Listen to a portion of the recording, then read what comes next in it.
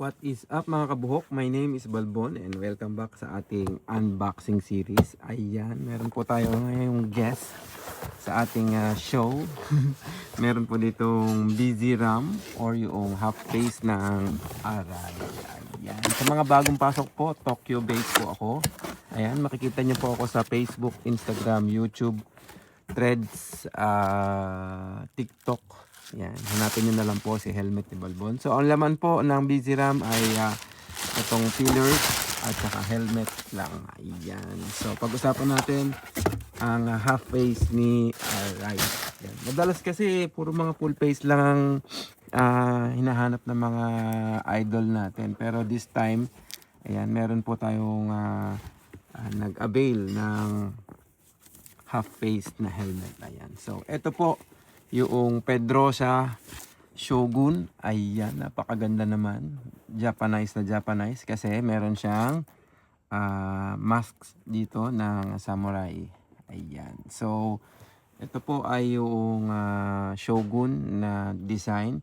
Upcoming model po or upcoming design na lalabas ay yung Tsubasa. Ayan, papakita ko po sa screen. Twing! Ayan, yan po yung susunod na palabas na design ng Busy Ram. Ayan. Dito sa Japan, popular ang half face kasi may mga speed limit naman yung mga highway dito. Hindi nila masyadong inaano yung sa helmet. Ayan. Pero sa Pilipinas, syempre maraming kamote. Mas maganda kung naka full face ka kasi may tsansa na meron kamote na maka-aksidente sa'yo. Ayan. So, ito po ay double D-ring na rin. Ayan, double D-ring na rin. Meron na rin po itong kabitan ng mga, kung titingnan nyo po, maisusum ba natin? Teka lang ha, isum natin. 1, 2, 3. Ayun. Ito po yung lalagyan ng speaker. So, kung tatanungan nyo po kung nalalagyan ba siya ng Bluetooth com, yes po, nalalagyan po siya. Ayan, dito nyo ilalagay yung speaker.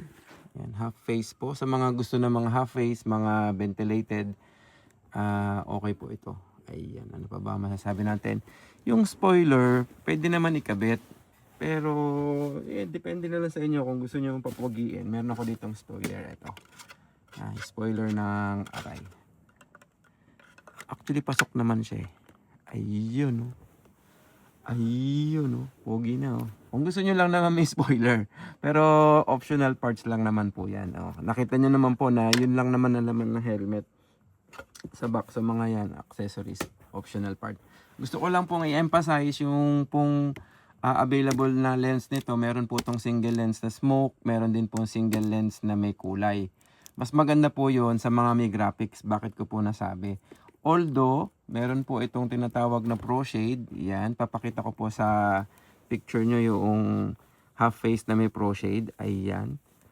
Yun po yung Pro Shade, yun po yung sagot ni Aray sa double down sun visor kasi ayaw nila ng compromise ng shell, hindi sila gumagawa ng merong drop down sun visor. So ang naging solusyon nila is maglagay ng maliit na lens dito na pwede mong itaas kung nadidiliman ka at pwede mong ibaba kung nasisilaw ka.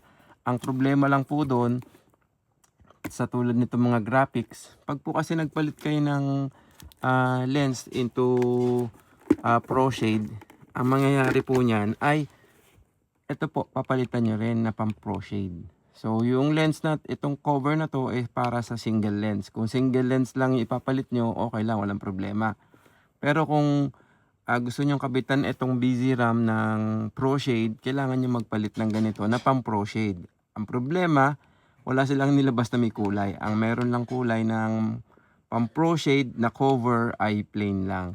So, ang mangyayari, maiiwan yung design na to, yung part ng cover na magiging plain lang siya. Kung gusto nyo maging Pro Shade siya. Yun lang ang problema dito. Ayan. Iba yung cover ng single lens, iba yung cover ng pang Pro Shade. Ayan. So, depende na lang siguro sa inyo. Pwede naman itong lagyan ng ano eh. Ayan, may lalagyanan siya dito ng ayan, may lalagyanan siya dito ng pangalan nito, ng salamin. So pwede naman magsalamin na lang kayo para more flexible at less hassle. Ayan, so sa may mga gusto po ng helmet, Aray or Shoei, mag-PM lang po kayo sa akin sa social media. At lagi naman po akong online. Yun, maraming salamat po at ride safe. Mabuhay tayong lahat. Peace out.